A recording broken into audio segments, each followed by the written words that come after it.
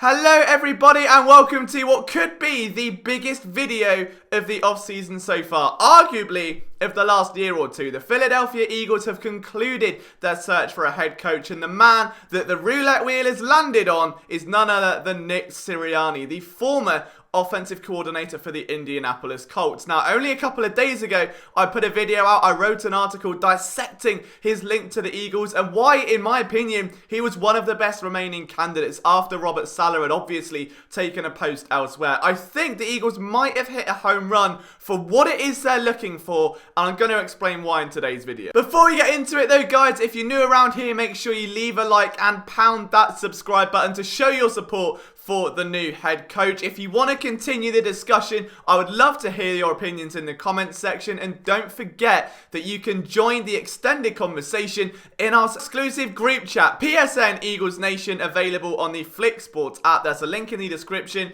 There's giveaways, there's competitions, and a thriving community, and I'm sure plenty of you have got quite a strong opinion about this move. Alright, so let's start with an obvious question. Who is Nick Sirianni? Well, as said, he was a former offensive coordinator of the Indianapolis Colts, and that does mean he worked under Frank Reich. The link there is obvious. We know how highly the Eagles regard Frank Reich, the offensive coordinator who joined Doug Peterson in 2016 as a former quarterback to help build Carson Wentz and eventually take the team to a Super Bowl. That's exactly what happened, and Wentz had his best ever season under Frank Reich. Now, since then, for a multitude of reasons, Wentz's play has declined, it's regressed, and we now find ourselves in a situation where the Eagles need to rebuild their quarterback, and they were stuck at a crossroads this offseason. They either went all in on Carson Wentz, found the perfect coach to get him back to an A-grade standard and hope for the best, or B, abandon ship, let the chaos commence, maybe even ride a training camp competition and go from there. Luckily, they've decided to go with the more stable option. They've opted against volatility. They've gone with Sirianni. Now, why is he the perfect man for the job?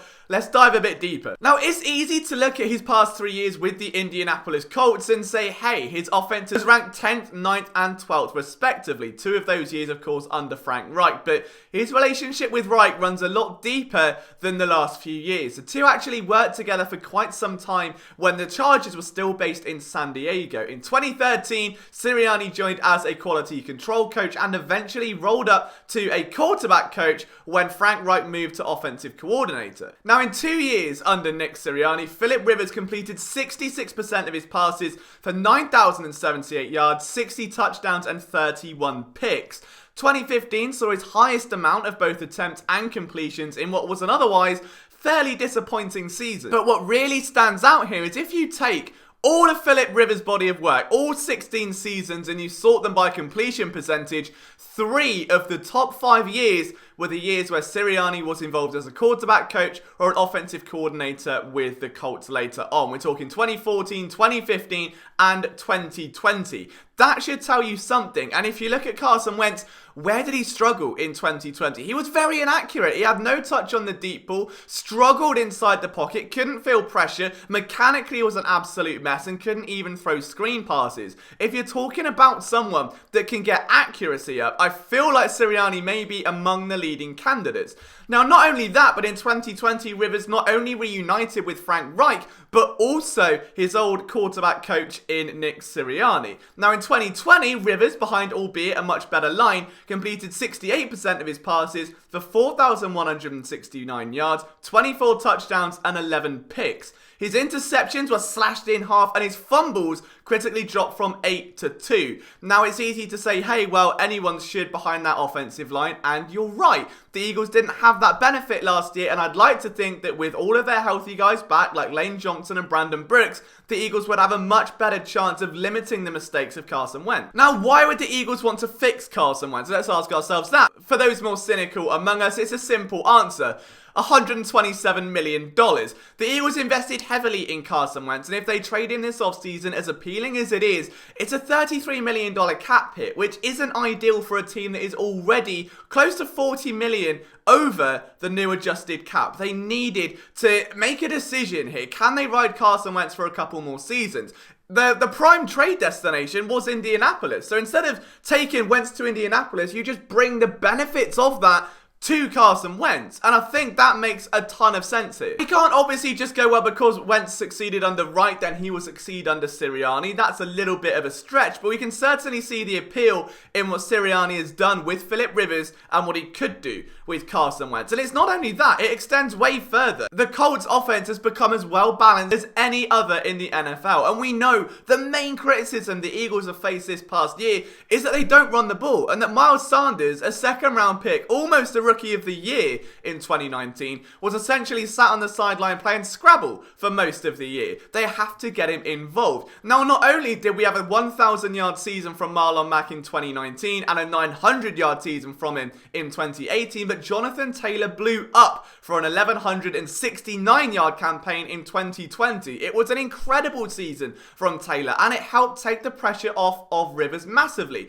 So if you've got a coach that wants to run the ball, that wants to keep a balanced offense, you're going to see more Miles Sanders, which takes further pressure off Wentz, which is going to help him massively in the long run. Now, Sirianni is going to draw a lot of comparisons to Doug Peterson because he's worked under Frank Reich in 2 stints in the exact same way that Peterson worked under Reed in 2 stints. Now, the Eagles could have done one of 2 things here. They could have gone for option A, which is risk blowing up the entire thing, and sign a guy like Josh McDaniels, someone with a history of being under Bill Belichick, of being that guy, of being the man that carries the Patriot way, that could really break Carson Wentz. This is a quarterback who, while we may disagree with it, doesn't like the harder coaching. He doesn't like being held accountable. There's reports of him constantly now of getting away with things in practice, of wanting to be coddled by his quarterback coach. If you bring in someone that has clearly got the best out of Rivers without that harsher reputation, it can still maybe hold players accountable. It's a safer bet. If you bring in McDaniels and it's very much his way or the highway, you've already got a locker room that was verging on the end of the 2020 season.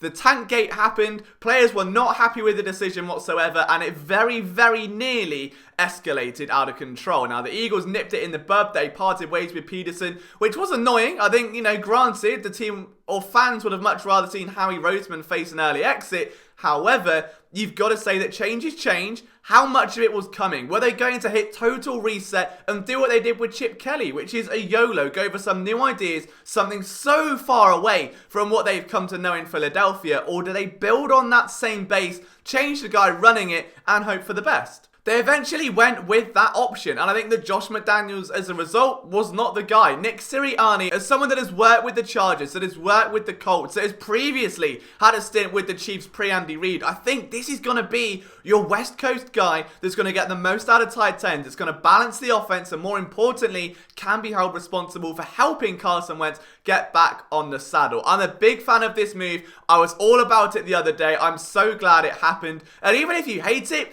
you can't hate the fact that the Eagles did their due diligence. I mean, this interview, according to Mike Kay, ran into the early hours of Wednesday morning. This is the same process for Josh McDaniels, who had a 12-hour interview. If they've done that much homework, and they don't believe in Mike Kafka, and they don't believe in Bieniemy, and they don't believe in McDaniels, and this is the guy they're setting on, I'm all for it. As long as it is the right guy they believe to move the franchise forward, and it wasn't a rush process, there's nothing to really dislike here, and there is a lot to be excited about as a fan of that Colts offense. For those who loved Frank Reich and were begging him to stay and were appalled when it was Josh McDaniels who essentially sent Reich to the Colts to begin with and have been pining for him back ever since, this is Baby Reich. This is Frank Reich 2.0, and hopefully this is going to be the guy to get the Eagles back on track. Let me know your thoughts, guys. I cannot wait to hear what you think down in the comment section below. If you want to follow me on Twitter, at Liam Jenkins PSN, I'll see you next time.